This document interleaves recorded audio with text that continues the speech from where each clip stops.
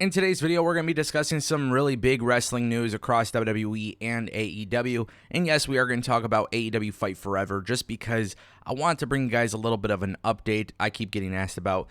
With that being said, guys, I'm going to put timestamps in the description down below for each topic. And if you guys want more videos like this, go ahead and subscribe. We're talking about Liv Morgan first because if you guys missed it, she did in fact confirm her injury, which was a torn shoulder.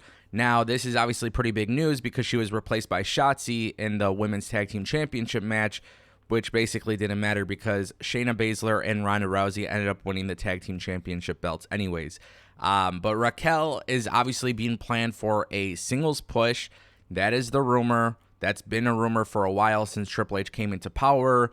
Maybe in this situation with Liv Morgan having a torn shoulder, WWE is going to use this opportunity as a way to push Raquel into a singles feud. The reality is this, my friends. WWE always heavily focuses on Bayley and Becky and Charlotte and, well, Sasha Banks at the time. And I feel like WWE has got to get to a point where you are pushing other people, and we saw that a little bit with Asuka and Bianca Belair and Rhea Ripley. But I really feel like to maximize the overall success of the women's division, you do got to put that focus elsewhere. Raquel, Liv, obviously there's so many other people. There's Shotzi, there's Aaliyah. I mean, there's just a crop of talent out there that WWE has. Obviously, Chelsea Green, Sonya Deville. They have a lot of people on their roster. With Liv Morgan being out, there's never really a positive with injuries, by the way. Obviously, we want them to be healthy. But with Liv Morgan being out, maybe this could be an opportunity for WWE to just move forward with Raquel being pushed, and that definitely would solve a problem for the company. But nonetheless, obviously, we hope for the best, and we send positive vibes that way. With that being said, I do want to turn our attention to some quick AEW Fight Forever stuff, because I keep getting asked about this a lot. So a lot of people are asking me about AEW Fight Forever. More specifically, I'm getting messages on Twitter and Discord. So with AEW Fight Forever, there is a cross-platform feature. Kenny Omega confirmed this about a year ago. AEW Fight Forever comes out later this month. We know Owen Hart and all these other people are going to be in it. The roster reveal should be relatively soon. I'll probably make a video on that too. But the idea is you could buy it for the Switch and play with people on Xbox, PlayStation, PC, whatever it may be. So we know the game is expected to have cross-platform. That's the first thing I want to mention. Another thing that I keep getting asked about is the season pass. So there has been no confirmation that Fight Forever will have a battle pass, but the question that keeps getting brought up is the idea of, like, what are these season passes? What are these, like, updates that we're expecting because the game is lacking features? There has been no confirmation on any of that. We don't know how AEW plans to update the game going forward. Are they paid DLC? Is it free DLC? Is it patches? What is going on? Obviously, a lot of people are expecting something because Fight Forever does lack features and gameplays, but game modes, I should say. But obviously, I'm here to just kind of address this because it keeps getting brought up, and I feel like it's obviously a big deal. Nonetheless, the game looks cool. I'm excited for it. Can't wait to play it. Obviously, it lacks some stuff, but who cares, right? They can always patch it in later. All right, I want to turn our attention to Aubrey Edwards. Yeah, this is a pretty fun thing. Obviously, on AEW Rampage, you may have missed it. Viewership was very, very low for Rampage yet again, but AEW is teasing the in-ring debut of Aubrey Edwards, and this is really interesting, and I actually love it. I think this is a really cool idea. At Double or Nothing, we saw Karen Jarrett hit Aubrey Edwards with a chair shot, and this is one of those chaotic, overbooked storylines that are just absolutely crazy, but I love it.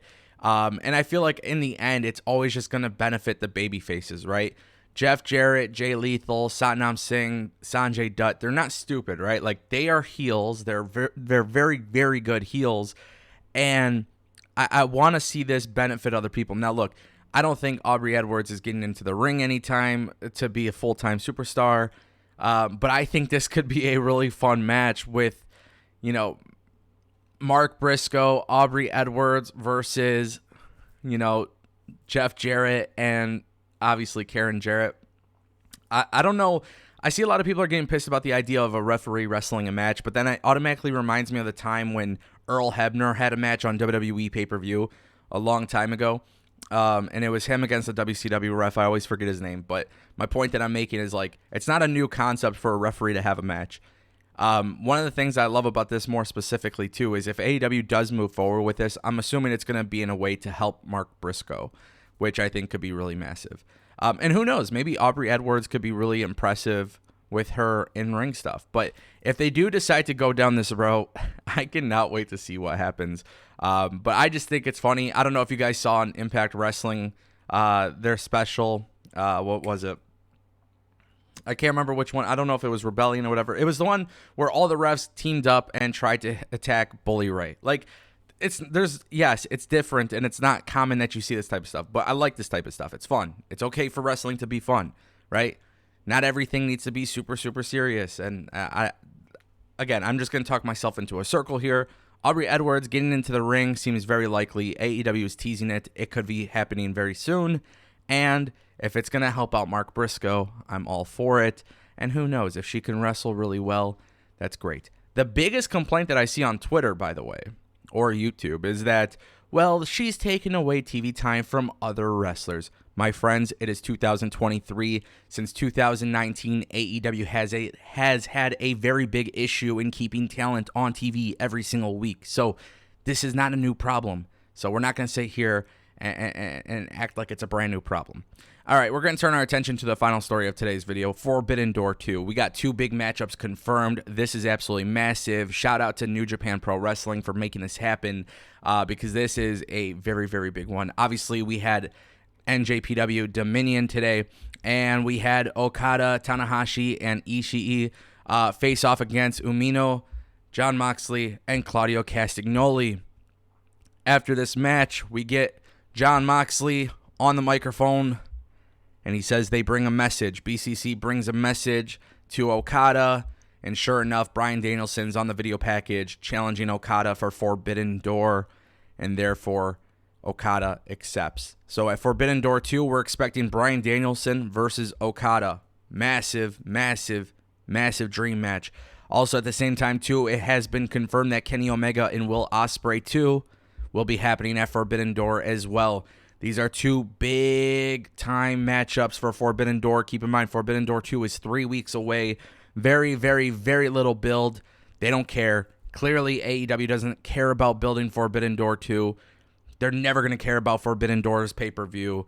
They will never have to care about building it up because to them, this is just a dream match card. This is where you just put up big dream matches and big matchups, and that's fine. Do whatever you want to do. I do think it hurts the television product, but as a fan of New Japan as well, for one night, I don't really care about the storytelling, I guess. Last year it was different because they didn't really explain what they're trying to do. This time it seems like they're making it very clear, very obvious that it's not designed to be a massive storytelling show. So I give it a pass.